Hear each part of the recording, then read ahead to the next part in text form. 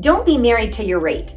Sellers, are you constantly asking yourself the following questions in today's housing market?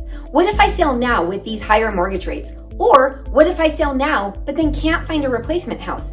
Will I regret selling so soon or regret not selling soon enough? In a housing market full of twists and turns, these are valid and concerning questions. Hi, I'm Melissa Elliott with Elliott Real Estate Pros and eXp Realty. I think we can all agree that 2023 was a turbulent year for real estate with high mortgage rates and scarce inventory, making sellers uncertain about listing their property. But did you know that now can be a perfect time to list your home? If you're a homeowner with a good amount of equity in your home, but also carry a lot of debt, now might be the perfect time to sell. Most homeowners have enough equity in their property to pay off high debt like credit cards, car payments, and consolidate their bills.